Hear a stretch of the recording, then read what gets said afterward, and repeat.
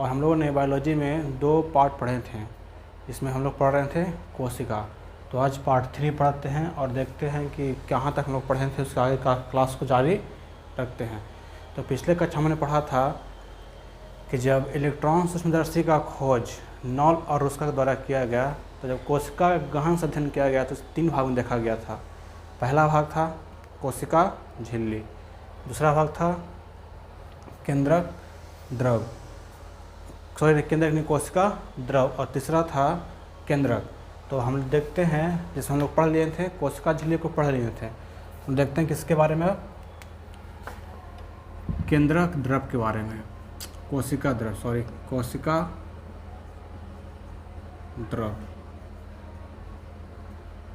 हम लोगों ने पिछले कक्षा में पढ़ा था कि इस प्रकार से कोशिका का आकार होता है, हम कहते हैं जंतु कोशिका ऐसे। और एक पढ़े थे कि एक होता था मतलब बहुभुजाकार पढ़े थे जो होता था पादप कोशिका। तो इसी को हम लोग जारी रखते हैं और देखते हैं कि कोशिका द्रव क्या है, क्यों महत्वपूर्ण है, इस बारे में पढ़ते हैं।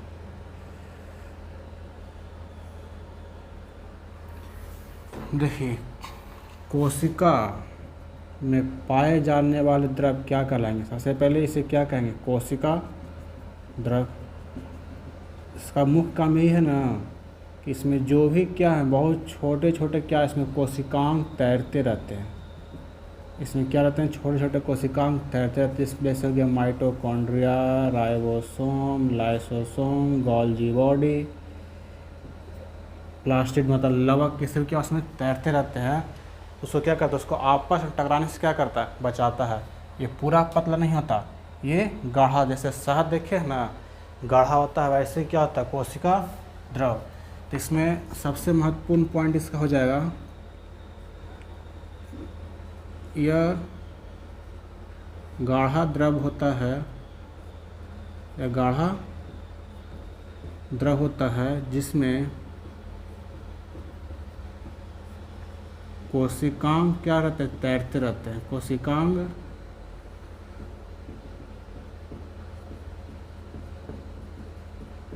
इसमें कोशिकांग क्या होता है, तैरते रहता है। अब आगे की बात किया जाए, जब कोशिकांग तैरते हैं इसी में, किस में, कोशिका द्रव में। हम बताएं भी कि एक गाढ़ा द्रव है, जब कोशिकांग इसमें रहेंगे तो क्या करता है, हो सकता है कि ये पतला रहता तो कोशिकांग क्या करता है, आपस में टकरा जाते हैं। ज़्यादा टकराने से क्या होती है, मनुष्य को बुखार, मतलब कहाँ लिखा गया, बुक में बताया गया है कि यदि कोशिकांग टकराते हैं तो मनुष्य को बुखार ज़्यादा आता है। तो इसका कारण क्या, मतलब इसमें दूसरा मुख्य कारण क्या हो सकता है कि कोशिकांग को आपस में टकराने से क्या करते हैं, बचाते हैं। कोशिका द्रव में कोशिका द्रव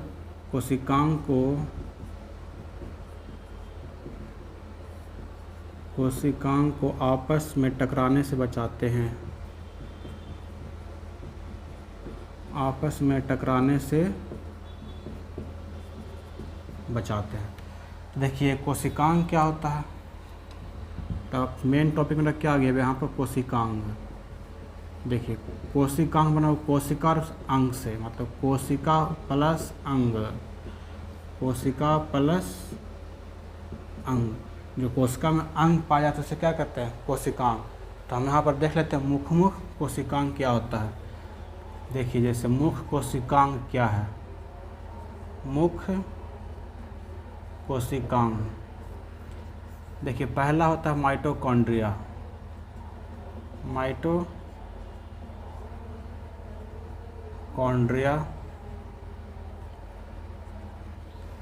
और इसमें पाए जाते हैं राइबोसोम,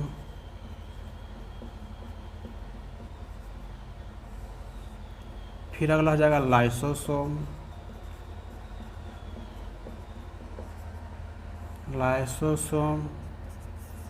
फिर जाएगा एंडोप्लाज्मिक रेटिकुलम,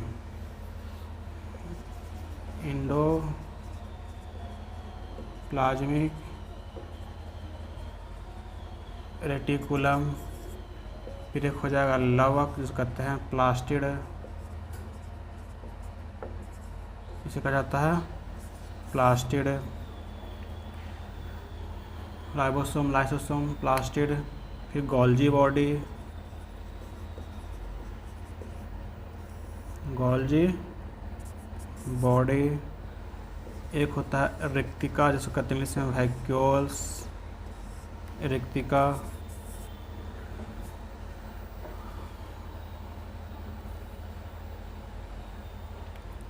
सिलिया और फ्लैजिला में पाया जाता है, सिलिया प्लस इसमें फ्लैजिला भी पाए जाते हैं। और यदि बात किया जाए मेन रूप से केंद्रक किसमें मिलता है, लेकिन केंद्रक की चर्चा हम डिटेल से करेंगे। देखिए mitochondria, ribosome, lysosome, endoplasmic reticulum, लवक, गोल्जी बॉडी, रेक्टिका, सिलिया, फ्लैजिला और केंद्रक। तो हम देखते हैं कि इसे सिंपल एक वन लाइनर क्वेश्चन यहाँ से बन सकता है कि माइटोकॉन्ड्रिया को क्या कहा जाता है। इसे कहते हैं कोशिका का ऊर्जा घर। क्या कहा जाता है? ऊर्जा घर। राइबोसोम कहते हैं प्रोटीन की फैक्ट्री। कहा जाता है प्रोटीन की फैक्ट्री। लाइसोसोम कहता है आत्महत्या की थैली। आत्महत्या की थैली। एंडोप्लाज्मिक रेटिकुलम ये वसा का निर्माण करता है और साथ में साथ प्रोटीन भी बनाता है। वसा प्लस प्रोटीन ये दोनों का निर्माण करता है। लवक इसे कहा जाता है, इस लवक में 3 होते हैं। एक होते हैं हरित लवक, वर्णी लवक और अवर्णी लवक। तो इसकी चर्चा हम करेंगे, लेकिन इसे लवक कहा जाता है कोशिका का रसोई घर। कोशिका का रसोई घर। गोल्जी बॉडी कहा जाता है कोशिका का जो ट्रैफिक पुलिस होता है ना, इसे कहा जाता है कोशिका का ट्रैफिक पुलिस।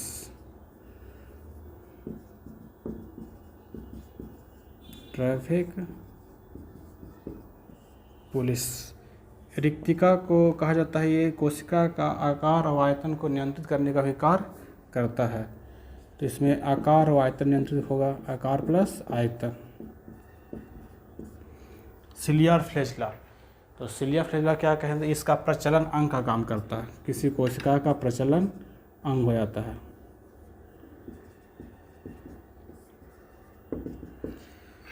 तो ये थी कोशिकांग और इसकी चर्चा हम करेंगे डिटेल रूप से।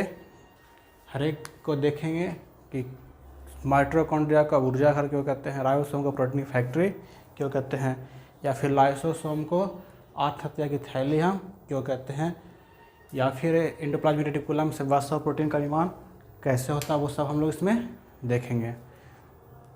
तो सबसे पहले पढ़ना शुरू करते हैं माइटोकॉन्ड्रिया।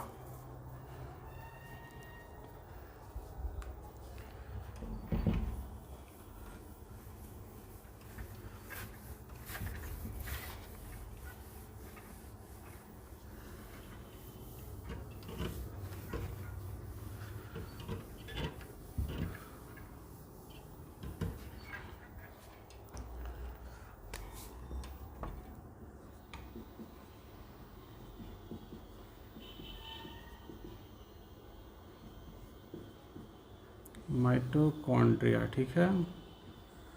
देखिए सबसे पहले इसका हम देखते हैं कि इसका खोज किसने किया। देखिए एक कीट समझ में आता है। कीट आप लोग सब समझते हैं, जो 3 भागों में बटा होता है जिसका शरीर। कीट के शरीर में देखा गया सबसे पहले किसने देखा था? तो एक व्यक्ति थे कोलिकर। एक व्यक्ति थे कोलिकर। कोलिकर इसका खोज करता 1880 ईस्वी में। ये माइटोकॉन्ड्रिया खोज करते हैं कोलिकर, जो कीटों के आरेखित पेशी होता है उसमें माइटोकॉन्ड्रिया को देखा था। लेकिन एक व्यक्ति थे अल्टमैन, जो 1800 90 ईस्वी में इसी को कहा बायोब्लास्ट, इसी का नाम दिया बायोब्लास्ट। तो खोज किया था कोलिकर ने, और अल्टमैन था जिसका नाम दिया बायोब्लास्ट। लेकिन इसका नामकरण मुख्य रूप से कौन किया जाता है? हम पढ़ते हैं माइटोकॉन्ड्रिया। इसी बायोब्लास्ट को कार्ल बेंडा कहते हैं, इसको सी बेंडा। कार्ल बेंडा ने 1897 में इसका नाम माइटोकॉन्ड्रिया दिया।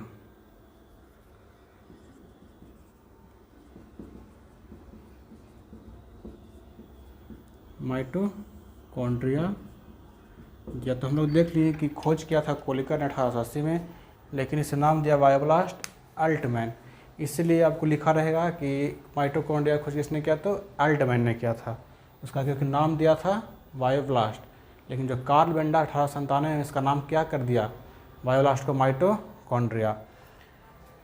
अब देखिए माइटोकॉन्ड्रिया का क्या कार्य है कोशिका में। सबसे पहले तो ये किससे मिलता है? यह पादप में ही पाया जाता है तथा जंतु, दोनों कोशिका मिलता ही है। पादप तथा जंतु कोशिका में पाई जाती है।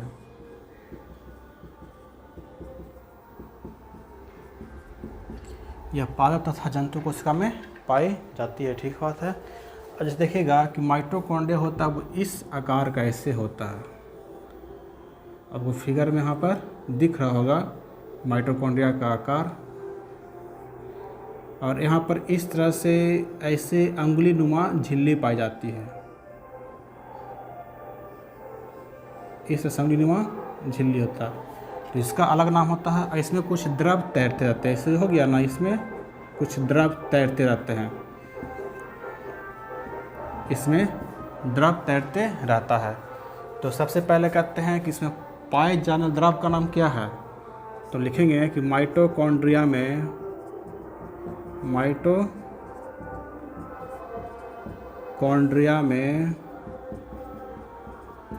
पाए जाने वाले द्रव,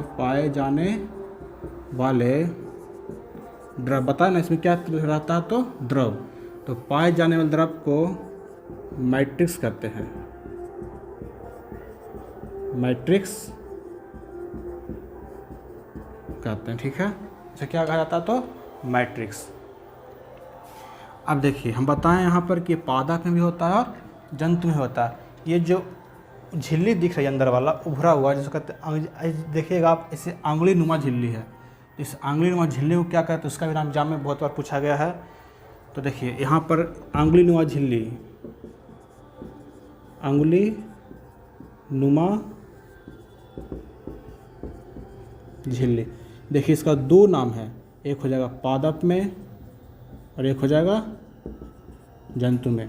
तो बहुत से लोग जंतु का से जानते हैं, पादप का नहीं जानते हैं। जंतु सब लोग जानते हैं। क्या क्वेश्चन रहता है कि माइटोकॉन्ड्रिया की आंतरिक झिल्ली या फिर आंतरिक दीवार के ऊपर को क्या कहते हैं?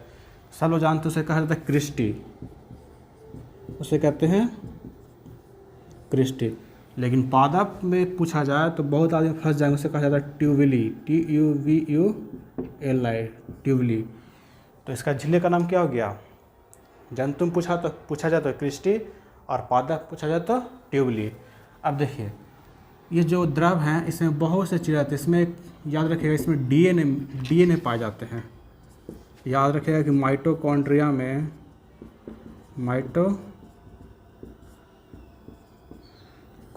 में डीएनए पाया जाता है। अब डीएनए क्या होता है? ऐसे पता होगा कि जो पैतृक गुणों का स्थानांतरण है एक माता से जाता है उनके संतानों में, वो डीएनए थ्रू ही जाता है। तो इसकी चर्चा आगे होगी डीएनए की।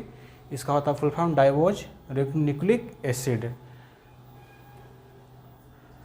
डीऑक्सीराइबोज न्यूक्लिक एसिड का फुल फॉर्म हो जाता है। तो हम आगे की ओर चलते हैं। इसमें देख लिए कि इसका मैट्रिक्स कहा जाता है, झिल्ली पादप में, और जंतु में क्या कहा जाता है। अब देखिए एक बहुत महत्वपूर्ण क्वेश्चन पूछा जाता है, क्रेब्स साइकिल, ठीक है। ये क्या होता है क्रेब्स साइकिल?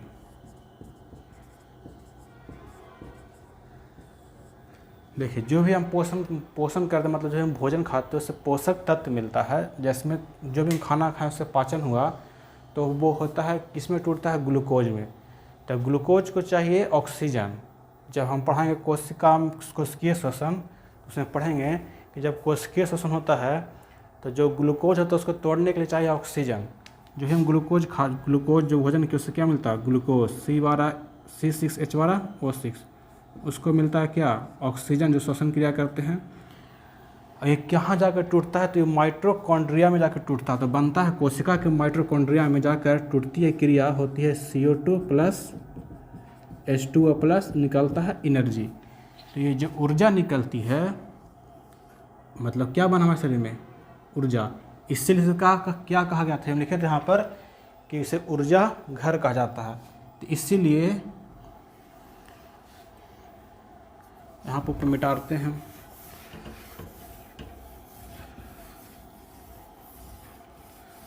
तो देखिए यहाँ पर क्रेब्स साइकिल अभिक्रिया से क्या बना, ऊर्जा। तो क्वेश्चन पूछ सकता है कि क्रेब्स साइकिल अभिक्रिया कहाँ होती है, तो माइटोकॉन्ड्रिया में।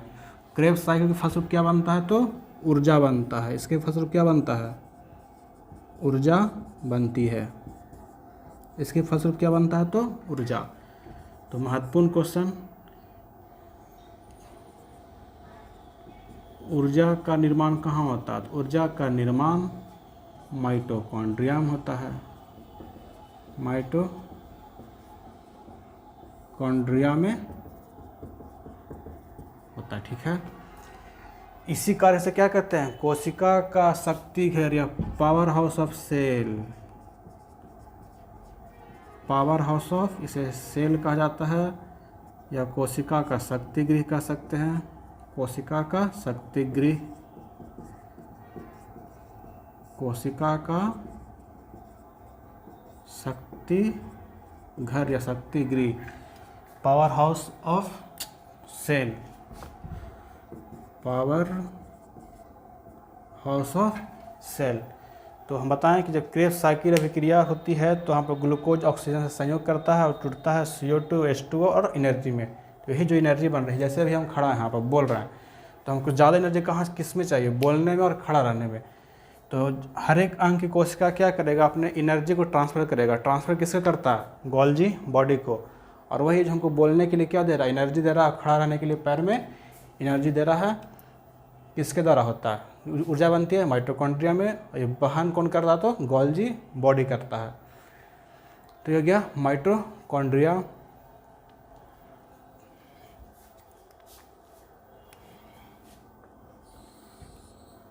ये सब आपको समझ में आ गया कि माइटोकॉन्ड्रिया क्या होता है, फिर किसका क्या कार्य है, उसे क्या कहा जाता है, ठीक है। तो जब अगले वीडियो मिलेंगे तो एक और कोशिकांग की चर्चा किया जाएगा। तब तक के लिए इसे आप आराम से पढ़ सकते हैं और वीडियो को ज़्यादा से ज़्यादा शेयर करें। धन्यवाद।